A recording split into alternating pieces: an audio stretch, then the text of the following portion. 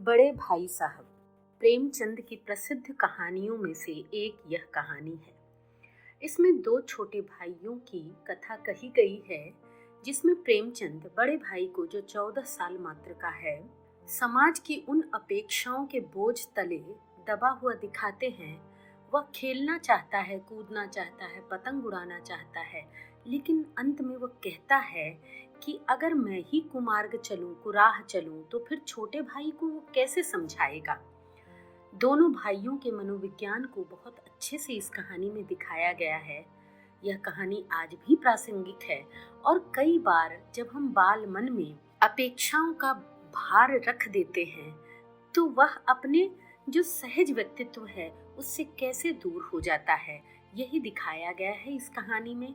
बड़े भाई साहब अपने छोटे भाई को, दोनों छात्रावास में रहते हैं, छोटे भाई को पढ़ाना चाहते हैं। छोटा भाई बहुत ही कुशाग्र है, बड़े भाई बहुत मेहनत करते हैं, लेकिन वो अच्छे नंबरों से पास भी नहीं हो पाते, बल्कि हर दर्जे में फेल हो जाते हैं। किस अधिकार से वो फिर अपने छोटे भाई को पढ़ने लिखने के लिए बोले। लेकिन अंत में वह कहते हैं कि अनुभव में तो वह बड़े हैं और जन्म से वह बड़े हैं उम्र में, तो यह बड़प्पन उनका कोई छीन नहीं सकता, चाहे उनके अंक कैसे भी आएं। और वह यह भी कहते हैं कि मुझे भी खेलना पसंद है, पतंग उड़ाना पसंद है, पर अगर स्वयं मैं यह करूं तो तुम्हें किस तरह रोकूं। कहानीकार ने इस कहानी का अंत बड़े भाई के पतंग के पीछे दौड़ने के दृश्य से किया है। ऐसा लगता है जैसे बड़े भाई साहब अपनी सहज मनोवृत्ति में धीरे धीरे लौटने की कोशिश कर रहे हैं। तो आइए सुनते हैं बड़े भाई साहब। मेरे भाई साहब मुझसे 5 साल बड़े थे, लेकिन केवल 3 दर्जे आगे। उन्होंने भी उसी उम्र में पढ़ना शुरू किया था जब मैंने शुरू किया था, लेकिन तालीम जैसे महत्व के मामले में वह जल्दबाजी से काम लेना पसंद नहीं करते थे। इस भावना की बुनियाद खूब मजबूत डालना चाहते थे, ताकि उस पर आलीशान महल बन सके। 1 साल का काम 2 साल में करते थे, कभी कभी 3 साल भी लग जाते थे। बुनियाद ही अगर पुख्ता न हो तो मकान कैसे पायेदार बने। मैं छोटा था, वह बड़े थे। मेरी उम्र 9 साल की थी, वह 14 साल के थे। उन्हें मेरी तंबीह और निगरानी का पूरा और जन्मसिद्ध अधिकार था, और मेरी शालीनता इसी में थी कि उनके हुक्म को कानून समझूं। वह स्वभाव से बड़े अध्ययनशील थे, हरदम किताब खोले बैठे रहते, और शायद दिमाग को आराम देने के लिए कभी कॉपी पर, कभी किताब के हाशियों पर चिड़ियों, कुत्तों, बिल्लियों की तस्वीरें बनाया करते थे। कभी कभी एक ही नाम या शब्द का वाक्य 10-20 बार लिख डालते, कभी एक शेर को बार बार सुंदर अक्षरों में नकल करते, कभी ऐसी शब्द रचना करते जिसमें न कोई अर्थ होता, न कोई सामंजस्य। मसलन एक बार उनकी कॉपी पर मैंने यह इबारत देखी, स्पेशल, अमीना, भाइयों भाइयों, दरअसल, भाई भाई, राधे श्याम, श्रीयुत राधे श्याम। 1 घंटे तक इसके बाद एक आदमी का चेहरा बना हुआ था और उनसे पूछने का साहस न हुआ। वह 9वीं जमात में थे, मैं 5वीं में। उनकी रचनाओं को समझना मेरे लिए छोटा मुंह बड़ी बात थी। मेरा जी पढ़ने में बिल्कुल न लगता था। 1 घंटा भी किताब लेकर बैठना पहाड़ था। मौका पाते ही हॉस्टल से निकल मैदान में आ जाता और कभी कंकड़ियां उछालता, कभी कागज की तितलियां उड़ाता, और कहीं कोई साथी मिल गया तो पूछना ही क्या। कभी 4 दीवारी पर चढ़कर नीचे कूद रहे हैं, कभी फाटक पर सवार उसे आगे पीछे चलाते हुए मोटर कार का आनंद उठा रहे हैं। लेकिन कमरे में आते ही भाई साहब का वह रौद्र रूप देखकर प्राण सूख जाते। उनका पहला सवाल होता, कहाँ थे? हमेशा यही सवाल इसी ध्वनि में हम पूछा जाता था, और इसका जवाब मेरे पास केवल मौन था। न जाने मेरे मुंह से यह बात क्यों न निकलती कि जरा बाहर खेल रहा था। मेरा मौन कह देता था कि मुझे अपना अपराध स्वीकार है, और भाई साहब के लिए इसके सिवा और कोई इलाज न था कि स्नेह और रोष से मिले हुए शब्दों में मेरा सत्कार करें। इस तरह अंग्रेजी पढ़ोगे तो जिंदगी भर पढ़ते रहोगे और हर्फ ना आएगा। अंग्रेजी पढ़ना कोई हंसी खेल नहीं है कि जो चाहे पढ़ ले। नहीं, ऐरा गैरा नत्थु खैरा सभी अंग्रेजी के विद्वान हो जाते। यहाँ रात दिन आंखें फोड़नी पड़ती हैं और खून जलाना पड़ता है, तब कहीं यह विद्या आती है। और आती क्या है, हाँ, कहने को आ जाती है। बड़े बड़े विद्वान भी शुद्ध अंग्रेजी नहीं लिख सकते, बोलना तो दूर रहा। और मैं कहता हूँ, तुम कितने घोंघा हो कि मुझे देखकर भी सबक नहीं लेते। मैं कितनी मेहनत करता हूँ, ये तुम अपनी आंखों से देखते हो। अगर नहीं देखते तो यह तुम्हारी आंखों का कसूर है, तुम्हारी बुद्धि का कसूर है। इतने मेले तमाशे होते हैं, मुझे तुमने कभी देखने जाते देखा है? रोज ही क्रिकेट और हॉकी मैच होते हैं, मैं पास नहीं फटकता, हमेशा पढ़ता रहता हूँ। उस पर भी एक एक दर्जे में 2-2, 3-3 साल पढ़ा रहता हूँ। फिर भी तुम कैसे आशा करते हो कि तुम यूं खेल कूद में वक्त गंवाकर पास हो जाओगे? मुझे तो 2 ही 3 साल लगते हैं, तुम उम्र भर इसी दर्जे में पड़े सड़ते रहोगे। अगर तुम्हें इस तरह उम्र गंवानी है तो बेहतर है घर चले जाओ और मजे से गुल्ली डंडा खेलो। दादा की गाढ़ी कमाई के रुपए क्यों बर्बाद करते हो? मैं यह लताड़ सुनकर आंसू बहाने लगता। जवाब ही क्या था, अपराध तो मैंने किया, लताड़ कौन सा है? भाई साहब उपदेश की कला में निपुण थे। ऐसी ऐसी लगती बातें कहते, ऐसे ऐसे सुक्ति बाण चलाते कि मेरे जिगर के टुकड़े टुकड़े हो जाते और हिम्मत टूट जाती। इस तरह जान तोड़कर मेहनत करने की शक्ति मैं अपने में न पाता था और उस निराशा में जरा देर के लिए मैं सोचने लगता, क्यों न घर चला जाऊं। जो काम मेरे बूते के बाहर है उसमें हाथ डालकर क्यों अपनी जिंदगी खराब करूं। मुझे अपना मूर्ख रहना मंजूर था, लेकिन उतनी मेहनत, मुझे तो चक्कर आ जाता था। लेकिन घंटे 2 घंटे के बाद निराशा के बादल छट जाते और मैं इरादा करता कि आगे से खूब जी लगाकर पढ़ूंगा। चटपट एक टाइम टेबल बना डालता। बिना नक्शे से कोई स्कीम कैसे तैयार किया जाए? टाइम टेबल में खेल कूद की जगह बिल्कुल उड़ जाती। प्रातः काल उठना, 6 बजे मुंह हाथ धोना, नाश्ता कर पढ़ने बैठ जाना, 6 से 8 तक अंग्रेजी, 8 से 9 तक हिसाब, 9 से 9:30 तक इतिहास, फिर भोजन और स्कूल। 3:30 बजे स्कूल से वापस होकर आधा घंटा आराम, 4 से 5 तक भूगोल, 5 से 6 तक ग्रामर, आधा घंटा हॉस्टल के सामने ही टहलना, 6:30 से 7 तक अंग्रेजी कंपोजिशन, फिर भोजन करके 8 से 9 तक अनुवाद, 9 से 10 तक हिंदी, 10 से 11 तक विविध विषय, फिर विश्राम। मगर टाइम टेबल बना लेना एक बात है, उस पर अमल करना दूसरी बात। पहले ही दिन उसकी अवहेलना शुरू हो जाती। मैदान की वह सुखद हरियाली, हवा के हल्के हल्के झोंके, फुटबॉल की तरह उछल कूद, कबड्डी के वह दांव घात, वॉलीबॉल की वह तेजी और फुर्ती मुझे अज्ञात और अनिवार्य रूप से खींच ले जाती और वहां जाते ही मैं सब कुछ भूल जाता। वह जानलेवा टाइम टेबल, आंख फोड़ पुस्तकें किसी को याद न रहती और भाई साहब को नसीहत और फजीहत का अवसर फिर मिल जाता। मैं उनके साए से भागता, उनकी आंखों से दूर रहने की चेष्टा करता, कमरे में इस तरह दबे पांव आता कि उन्हें खबर ना हो। उनकी नजर मेरी ओर उठी और मेरे प्राण निकले। हमेशा सिर पर एक नंगी तलवार से लटकती मालूम होती। फिर भी जैसे मौत और विपत्ति के बीच भी आदमी मोह और माया के बंधन में जकड़ा रहता है, मैं फटकार और घुड़कियां खाकर भी खेल कूद का तिरस्कार नहीं कर सका। सालाना इम्तिहान हुआ, भाई साहब फेल हो गए, मैं पास हो गया और दर्जे में प्रथम आया। मेरे और उनके बीच में केवल 2 साल का अंतर रह गया। जी में आया भाई साहब को आड़े हाथों लूं। आपकी वह घोर तपस्या कहाँ गई? मुझे देखिए, मजे से खेलता भी रहा और दर्जे में अव्वल भी हूँ। लेकिन वह इतने दुखी और उदास थे कि मुझे उनसे दिली हमदर्दी हुई और उनके घाव पर नमक छिड़कने का विचार ही लज्जास्पद जान पड़ा। हाँ, अब मुझे अपने ऊपर कुछ अभिमान हुआ और आत्मसम्मान भी बढ़ा।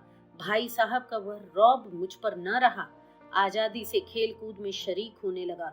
दिल मजबूत था। अगर उन्होंने फिर फजीहत की तो साफ कह दूंगा, आपने अपना खून जलाकर कौन सा तीर मार लिया। मैं तो खेलते कूदते दर्जे में अव्वल आ गया। जबान से यह हेकड़ी जताने का साहस न होने पर भी मेरे रंग ढंग से साफ जाहिर होता था कि भाई साहब का वह आतंक अब मुझ पर नहीं था। भाई साहब ने इसे भांप लिया। उनकी सहज बुद्धि बड़ी तीव्र थी और एक दिन जब मैं भोर का सारा समय गुल्ली डंडे की भेंट करके ठीक भोजन के समय लौटा तो भाई साहब ने मानो तलवार खींच ली और मुझ पर टूट पड़े।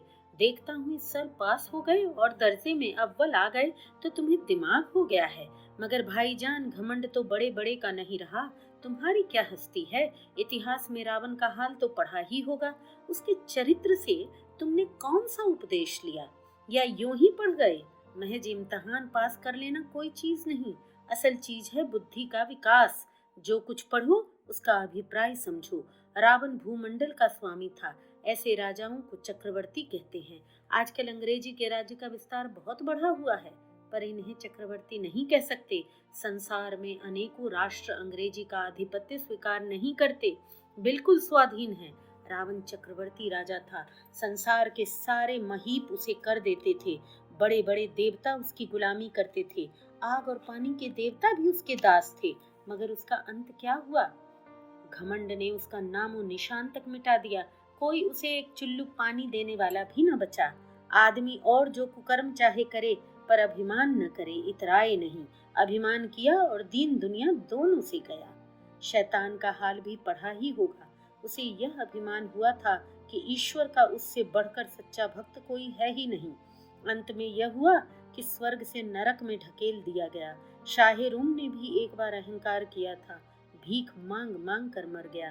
तुमने तो अभी केवल एक दर्जा पास किया है और अभी से तुम्हारा सिर फिर गया। तब तो तुम आगे पढ़ चुके। यह समझ लो तुम अपनी मेहनत से नहीं पास हुए। अंधे के हाथ बटेर लग गई। मगर बटेर केवल एक बार हाथ लग सकती है, बार बार नहीं। कभी कभी गुल्ली डंडे में भी अंधा चोट निशाना पड़ जाता है। इससे कोई सफल खिलाड़ी नहीं हो जाता। सफल खिलाड़ी वह है जिसका कोई निशाना खाली न जाए। मेरे फेल होने पर मत जाओ। मेरे दर्जे में आओगे तो दांतों पसीना आ जाएगा। जब अलजबरा और ज्योमेट्री के लोहे के चने चबाने पड़ेंगे और इंग्लिस्तान का इतिहास पढ़ना पड़ेगा। बादशाहों के नाम याद रखना आसान नहीं। 8 हेनरी ही गुजरे हैं। कौन सा कांड किस हेनरी के समय में हुआ, क्या यह याद कर लेना आसान समझते हो? हेनरी 7वें की जगह हेनरी 8वां लिखा और सब नंबर गायब। सफा चट, सिफर भी न मिलेगा, सिफर भी। हो किस ख्याल में? दर्जनों तो जेम्स हुए हैं, दर्जनों विलियम, कौड़ियों चार्ल्स। दिमाग चक्कर खाने लगता है, आंधी रोग हो जाता है। इन अभागों को नाम भी न जुड़ते थे।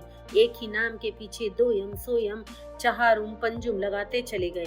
मुझसे पूछते तो 10 लाख नाम बता देता और ज्योमेट्री तो बस खुदा की पनाह। अब ज की जगह अज ब लिख दिया और सारे नंबर कट गए। कोई निर्दयी मुमतहिनों से नहीं पूछता कि आखिर अब ज और अज ब में क्या फर्क है और व्यर्थ की बात के लिए क्यों छात्रों का खून चूसते हैं। दाल भात रोटी या भात दाल रोटी खाई, इसमें क्या रखा है? मगर इन परीक्षकों को क्या परवाह। वह तो यही देखते हैं जो पुस्तक में लिखा है। चाहते हैं लड़के अक्षर अक्षर रट डालें और ऋषि रटंत विद्या का नाम शिक्षा रख छोड़ा है। आखिर इन बेसिर पैर की बातों के पढ़ने से क्या फायदा। इस रेखा पर वह लंब गिरा दो तो आधार लंब से दुगना होगा। पूछिए इनसे प्रयोजन। दुगना नहीं चौगुना हो जाए या आधा ही रहे मेरी बला से। लेकिन परीक्षा में पास होना है तो यह सब कुराबात याद रखनी पड़ेगी। कह दिया समय की पाबंदी पर एक निबंध लिखो जो 4 पन्नों से कम न हो। अब आप कापी सामने खोले, कलम हाथ में लिए, उसके नाम को रोते रहिए। कौन नहीं जानता समय की पाबंदी बहुत अच्छी बात है। इससे आदमी के जीवन में संयम आ जाता है, दूसरों का उस पर स्नेह होने लगता है और उसके कारोबार में उन्नति होती है। लेकिन इस जरा सी बात पर 4 पन्ने कैसे लिखें? जो बात एक वाक्य में कही जा सके उसे 4 पन्नों में लिखने की क्या जरूरत। मैं तो इसे हिमाकत कहता हूँ। यह तो समय की किफायत नहीं बल्कि उसका दुरुपयोग है कि व्यर्थ में किसी बात को ठूंस दिया जाए। हम चाहते हैं आदमी को जो कुछ कहना हो चटपट कह दे, अपनी राह ले। मगर नहीं, आपको 4 पन्ने रंगने पड़ेंगे, चाहे जैसे लिखिए, और पन्ने भी पूरे फुल स्केप के आकार के। यह छात्रों पर अत्याचार नहीं तो और क्या है। अनर्थ तो यह है कि कहा जाता है संक्षेप में लिखो। समय की पाबंदी पर संक्षेप में एक निबंध लिखो जो 4 पन्नों से कम न हो। ठीक, संक्षेप में तो 4 पन्ने हुए, नहीं शायद 100-200 पन्ने लिखवाते। तेज भी दौड़िए और धीरे धीरे भी। उल्टी बात है कि नहीं? बालक भी इतनी सी बात समझ सकता है, लेकिन इन अध्यापकों को इतनी तमीज भी नहीं। उस पर दावा यह कि हम अध्यापक हैं। मेरे दर्जे में आओगे लाला तो ये सारे पापड़ बेलने पड़ेंगे और तब आटे दाल का भाव मालूम होगा। इस दर्जे में अव्वल आ गए हो तो जमीन पर पांव नहीं रखते। इसलिए मेरा कहना मानिए, लाख फेल हो गया हूँ, लेकिन हूँ तुमसे बड़ा। संसार का मुझे तुमसे कहीं ज्यादा अनुभव है और जो कुछ कहता हूँ उसे गिरह बांधिए, नहीं पछताइएगा। स्कूल का समय निकट था। नहीं ईश्वर जाने यह उपदेश माला कब समाप्त होती। भोजन आज मुझे निस्वाद सा लग रहा था। जब पास होने पर यह तिरस्कार हो रहा है तो फेल हो जाने पर शायद प्राण ही ले लिए जाएं। भाई साहब ने अपने दर्जे की पढ़ाई का जो भयंकर चित्र खींचा था उसने मुझे भयभीत कर दिया। स्कूल छोड़कर घर नहीं भागा यही ताज्जुब है, लेकिन इतने तिरस्कार पर भी पुस्तकों में मेरी अरुचि ज्यों की त्यों बनी रही। खेल कूद का कोई अवसर हाथ से न जाने देता। पढ़ता भी मगर बहुत कम, बस इतना कि रोज का टास्क पूरा हो जाए और दर्जे में जलील न होना पड़े। अपने ऊपर जो विश्वास पैदा था वह फिर लुप्त हो गया और फिर चोरों का सा जीवन कटने लगा। फिर सालाना इम्तिहान हुए और कुछ ऐसा संयोग हुआ कि मैं फिर पास हुआ और भाई साहब फेल हो गए। मैंने बहुत मेहनत नहीं की पर न जाने कैसे दर्जे में अव्वल आ गया। मुझे खुद अचरज हुआ।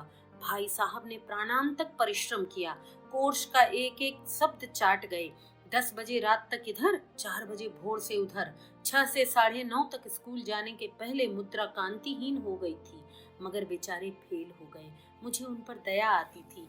नतीजा सुनाया गया तो वह रो पड़े और मैं भी रोने लगा। अपने पास होने की खुशी आधी हो गई। मैं भी फेल हो गया होता तो भाई साहब को इतना दुख न होता, लेकिन विधि की बात कौन टाले। मेरे और भाई साहब के बीच में अब केवल एक दर्जे का अंतर है। मेरे मन में एक कुटिल भावना उदय हुई, कहीं भाई साहब 1 साल और फेल हो जाएं तो मैं उनके बराबर हो जाऊं। फिर वह किस आधार पर मेरी फजीहत कर सकेंगे। लेकिन मैंने इस कमीने विचार को दिल से बलपूर्वक निकाल डाला। आखिर मुझे मेरे हित के विचार से ही तो डांटते हैं। मुझे इस वक्त अप्रिय लगता है अवश्य, मगर वह शायद उनके उपदेशों का ही असर है कि मैं दनादन पास हो जाता हूँ और इतने अच्छे नंबरों से। अब भाई साहब बहुत कुछ नरम पड़ गए थे। कई बार मुझे डांटने का अवसर पाकर भी उन्होंने धीरज से काम लिया। शायद अब वह खुद समझने लगे थे कि मुझे डांटने का अधिकार उन्हें नहीं रहा, या रहा भी तो बहुत कम। मेरी स्वच्छंदता भी बढ़ी। मैं उनकी सहिष्णुता का अनुचित लाभ उठाने लगा। मुझे कुछ ऐसी धारणा हुई कि मैं पास हो ही जाऊंगा। पढ़ूं या न पढ़ूं, मेरी तकदीर बलवान है। इसलिए भाई साहब के डर से जो थोड़ा बहुत पढ़ लिया करता था वह भी बंद हो गया। मुझे कनकौए उड़ाने का नया शौक पैदा हो गया और अब सारा समय पतंगबाजी की ही भेंट होता था। फिर भी मैं भाई साहब का अदब करता था और उनकी नजर बचाकर कनकौए उड़ाता था। मांझा देना, कन्ने बांधना, पतंग टूर्नामेंट की तैयारियां आदि समस्याएं सब गुप्त रूप से हल की जाती थी। मैं भाई साहब को यह संदेह न करने देना चाहता था कि उनका सम्मान और लिहाज मेरी नजरों में कम हो गया है। एक दिन संध्या समय हॉस्टल से दूर में एक कनकौआ लूटने बेतहाशा दौड़ा जा रहा था। आंखें आसमान की ओर थी और मन उस आकाशगामी पथिक की ओर जो मंद गति से झूमता पतन की ओर चला आ रहा था। मानो कोई आत्मा स्वर्ग से निकलकर विरक्त मन से नए संस्कार ग्रहण करने आ रही हो। बालकों की पूरी सेना लग्गे और झाड़दार बांस लिए उनका स्वागत करने को दौड़ी जा रही थी। किसी को आगे पीछे की खबर न थी। सभी मानो उस पतंग के साथ ही आकाश में उड़ रहे थे। जहाँ सब कुछ समतल है, न मोटर कारें हैं, ट्राम न गाड़ियां। सहसा भाई साहब से मेरी मुठभेड़ हो गई। जो शायद बाजार से लौट रहे थे, उन्होंने वही हाथ पकड़ लिया और उग्र भाव से बोले, इन बाजारी लौंडों के साथ धेले के कनकौए के लिए दौड़ते तुम्हें शर्म नहीं आती? तुम्हें इसका भी कुछ लिहाज नहीं कि अब नीची जमात में नहीं हो बल्कि 8वीं जमात में आ गए हो और मुझसे केवल एक दर्जा नीचे हो। आखिर आदमी को कुछ तो अपने पोजीशन का ख्याल रखना चाहिए। एक जमाना था कि लोग 8वां दर्जा पास करके नायब तहसीलदार हो जाते थे। मैं कितने ही मिडिलचियों को जानता हूँ जो आज अव्वल दर्जे के डिप्टी मजिस्ट्रेट या सुपरिटेंडेंट हैं। कितने ही 8वीं जमात वाले हमारे लीडर और समाचार पत्रों के संपादक हैं। बड़े बड़े विद्वान उनकी मातहती में काम करते हैं और तुम उसी 8वीं दर्जे में आकर बाजारी लौंडों के साथ कनकौए के लिए दौड़ रहे हो। मुझे तुम्हारी इस कम अकली पर दुख होता है। तुम जहीन हो, इसमें शक नहीं, लेकिन वह जेहन किस काम का जो हमारे आत्म गौरव की हत्या कर डाले। तुम अपने दिल में समझते होंगे मैं भाई साहब से महज एक दर्जा नीचे हूँ, अब उन्हें मुझको कुछ कहने का हक नहीं। लेकिन यह तुम्हारी गलती है। तुमसे 5 साल बड़ा हूँ और चाहे आज तुम मेरी ही जमात में आ जाओ और परीक्षकों का यही हाल है तो निसंदेह अगले साल तुम मेरे समकक्ष हो जाओगे और शायद 1 साल बाद मुझसे आगे भी निकल जाओ। लेकिन मुझ में और तुम में जो 5 साल का अंतर है उसे तुम क्या खुदा भी नहीं मिटा सकता। मैं तुमसे 5 साल बड़ा हूँ और हमेशा रहूंगा। मुझे दुनिया का और जिंदगी का जो तजर्बा है तुम उसकी बराबरी नहीं कर सकते, चाहे तुम एमए और डिलिट और डिफिल ही क्यों न हो जाओ। समझ किताबें पढ़ने से नहीं आती, दुनिया देखने से आती है। हमारी अम्मा ने कोई दर्जा नहीं पास किया और दादा भी शायद 5वीं 6ठी जमात के आगे नहीं गए, लेकिन हम दोनों चाहे सारी दुनिया की विद्या पढ़ लें, अम्मा और दादा को हमें समझाने और सुधारने का अधिकार हमेशा रहेगा। केवल इसलिए नहीं कि वे हमारे जन्मदाता हैं, बल्कि इसलिए कि उन्हें दुनिया का सबसे ज्यादा तजर्बा है और रहेगा। अमेरिका में किस तरह राज्य व्यवस्था है और 8वें हेनरी ने कितने ब्याह किए, आकाश में कितने नक्षत्र हैं, यह बातें चाहे उन्हें न मालूम हो, लेकिन हजारों ऐसी बातें हैं जिनका ज्ञान उन्हें हमसे और तुमसे ज्यादा है। दैव न करे आज मैं अगर बीमार पड़ जाऊं तो तुम्हारे हाथ पांव फूल जाएंगे। दादा को तार देने के सिवा तुम्हें और कुछ न सूझेगा। लेकिन तुम्हारी जगह अगर दादा हो तो किसी को तार न दें, न घबराएं, न बदहवास हो।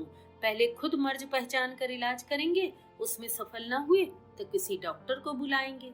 बीमारी तो खैर बड़ी चीज है। हम तुम तो इतना भी नहीं जानते कि महीने भर का खर्च महीना भर कैसे चले। जो कुछ दादा भेजते हैं उसे हम 20-22 तक खर्च कर डालते हैं और फिर पैसे पैसे को मुहताज हो जाते हैं।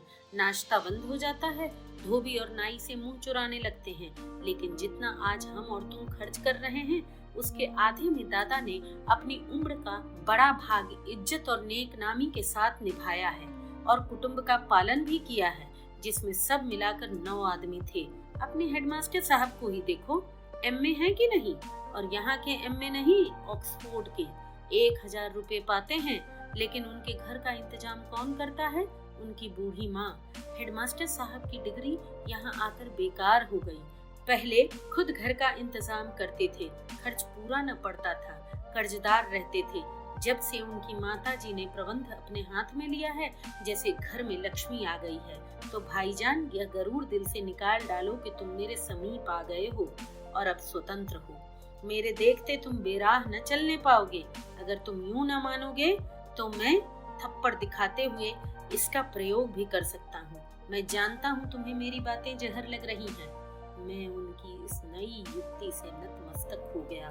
मुझे आज सचमुच अपनी लघुता का अनुभव हुआ और भाई साहब के प्रति मेरे मन में श्रद्धा उत्पन्न हुई। मैंने सजल आंखों से कहा, हरगिज नहीं, आप जो फरमा रहे हैं वो बिल्कुल सच है और आपको उसको कहने का अधिकार है। भाई साहब ने मुझे गले से लगा लिया और बोले, मैं कनकौए उड़ाने को मना नहीं करता, मेरा भी जी ललचाता है, लेकिन करूं क्या? खुद बेराह चलूं तो तुम्हारी रक्षा कैसे करूं? यह कर्तव्य भी तो मेरे सिर है। संयोग से उसी वक्त एक कटा हुआ कनकौआ हमारे ऊपर से गुजरा। उसकी डोर लटक रही थी। लड़कों का एक गोल पीछे पीछे दौड़ रहा था। भाई साहब लंबे हैं ही, उछलकर उसकी डोर पकड़ ली और बेतहाशा हॉस्टल की तरफ दौड़े। मैं पीछे पीछे दौड़ रहा था। यहाँ ये कहानी खत्म होती है, लेकिन भाई साहब का सहज हो जाना इस कहानी को एक सुखद अंत देता है। वह भाई साहब जो जबरदस्ती बड़े होने का कर्तव्य अपने ऊपर ओढ़े हुए हैं और सहज जीवन नहीं जी पा रहे हैं, उनकी स्थिति मेरे मन में करुणा पैदा करती है। 14 साल का बच्चा आखिर कितना बड़ा होता है, बालक ही तो होता है। आज के 14 साल के बच्चे तो कुछ भी नहीं जानते, लेकिन ये समय काल की भी बात है और थोड़ा बड़े कहे जाने का भी एक दायित्व अपने ऊपर होता है, जिसे बड़े भाई साहब निभा रहे हैं। इस कहानी की व्यंग्य शैली भी मुझे बहुत आकर्षित करती है। सीधे सादे शब्दों में इतना लपेटा गया है अध्यापकों को, शिक्षा व्यवस्था को, कि मत पूछिए। तो आपको भी यह कहानी अगर अच्छी लगे तो like, subscribe and share. Thank you.